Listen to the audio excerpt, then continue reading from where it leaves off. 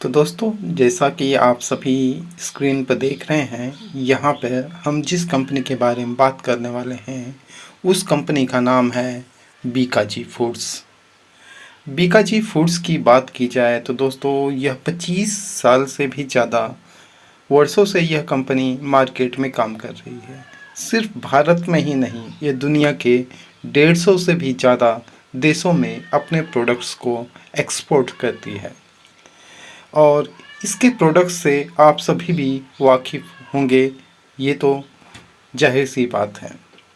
लेकिन दोस्तों, हम यहाँ पे इस कंपनी में निवेश करके किस तरह से पैसे लॉन्ग टर्म में एक अच्छा वैल्यू बना सकते हैं, इस कंपनी का एनालिसिस हम इस वीडियो में करेंगे।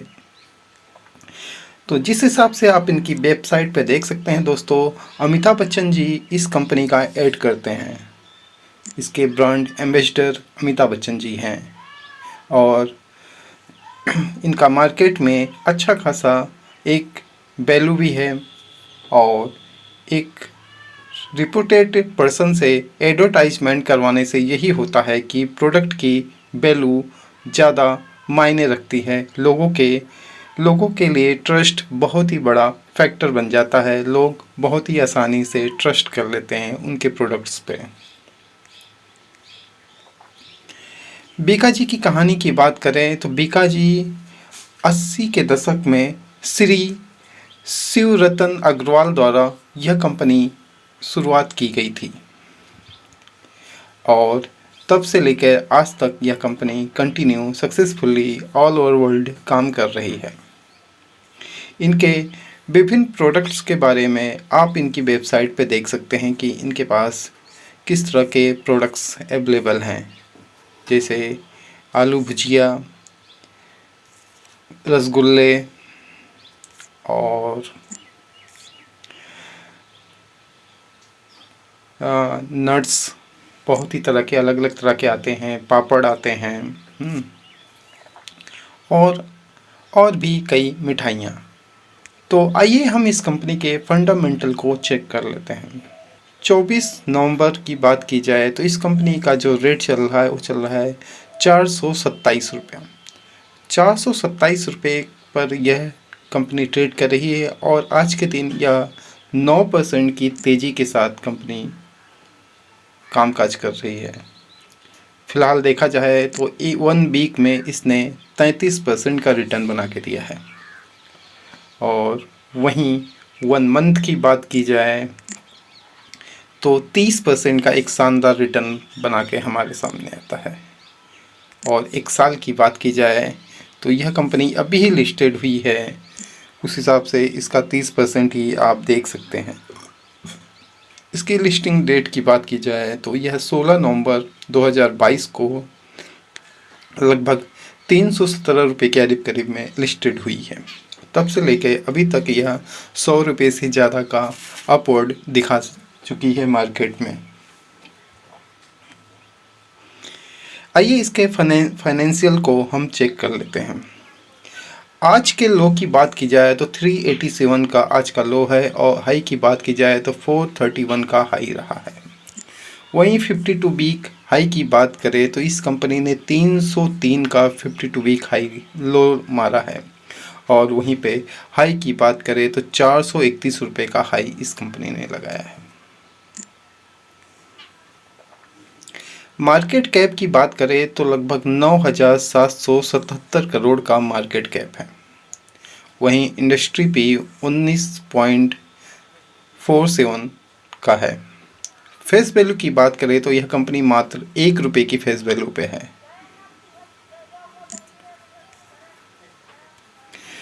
कंपनी के सीईओ की बात की करें तो यह कंपनी के सीईओ हैं दीपक अग्रवाल और यह 1995 से फाउंडेड है यह कंपनी। कैटेगरी की बात करें तो इनकी इस कैटेगरी में जो अन्य कंपनियां आती हैं, जैसे कि आप देख सकते हैं Nestle, Britannia, Adani Wilmar, Tata consumer, Marico, Patanjali, इस तरह की कई कंपनियां इस सेक्टर में आती हैं। तो दोस्तों, हम यहाँ पर बीकाजी फूड्स के फाइनेंशियल के बारे में देखते हैं। सन 2021 में देखा जाए, फाइनेंशियल ईयर सन 2021 की बात की जाए तो टोटल जो रिवेन्यू रहा है, जो इन्होंने सेल्स किए हैं अपने प्रोडक्ट को, उस प्रोडक्ट के ज़रिए इनके पास जो रिवेन्यू जमा हुआ है वो लगभग 1322 करोड़ के करीब जमा हुआ है। इनके सेल्स ग्रोथ की बात की जाए तो उस साल इनका जो सेल्स ग्रोथ रहा है वो लगभग 22% के करीब रहा है। वहीं टोटल एक्सपेंसेस की बात करें, जो सेल करने के बाद जितना इनका खर्च हुआ उसकी बात करें उस सेल्स पर, तो वह सेल्स पर लगभग 1202 करोड़ का इनका खर्च हुआ था। यहाँ पे आप देख सकते हैं 1322 करोड़ का सेल था, जिस प्रोडक्ट को सेल करने के बाद जो उनका खर्चा हुआ था वो लगभग 1202 करोड़ का खर्च हुआ था। वहीं पे प्रॉफिट आफ्टर टैक्स की बात करें, जो प्रॉफिट टैक्स वगैरह काटने के बाद जो इनके हाथ में बचा, जो पैसे मिल बचे, वो थे लगभग 90 करोड़ रुपया सन 2021 फाइनेंशियल ईयर में इनके पास बचे थे। वहीं प्रॉफिट आफ्टर टैक्स ग्रोथ की बात की जाए तो 60% के करीब का इनका ग्रोथ था उस साल। और ऑपरेटिंग प्रॉफिट की बात की जाए तो 9.39% का ऑपरेटिंग प्रॉफिट था। वहीं नेट प्रॉफिट मार्जिन की बात करें तो 6.88% का नेट प्रॉफिट था। और ईपीएस की बात करें दोस्तों तो 37.10% का इनका ईपीएस फाइनेंशियल ईयर 2021 में रहा है।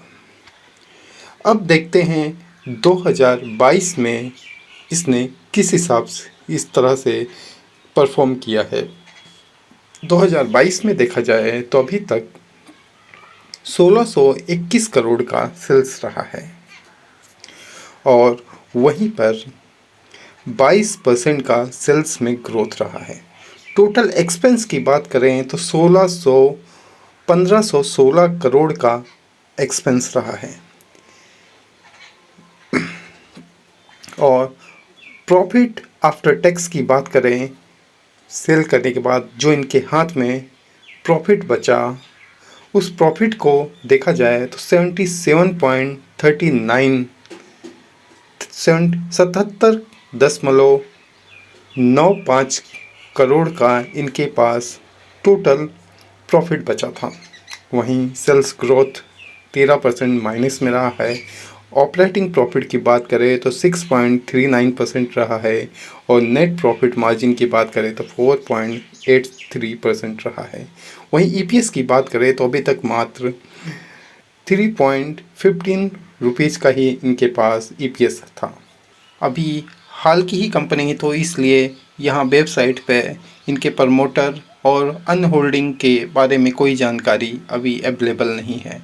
लेकिन दोस्तों, इस कंपनी में एक ग्रोथ नज़र आता है। यह अगर इसे एक लंबी अवधि के लिए रखा जाए अपने पोर्टफोलियो में 5 से 10 सालों के लिए, तो यहाँ से कई गुना होने की क्षमता यह कंपनी रखती है।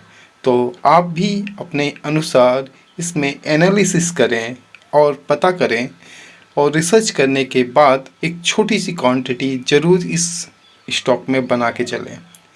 और ये जिस हिसाब से इस स्टॉक में अभी रैली चल रही है, ऐसा लगता है ये यहाँ से 500 रुपये की हाई बहुत ही ईजिली लगा लेगा।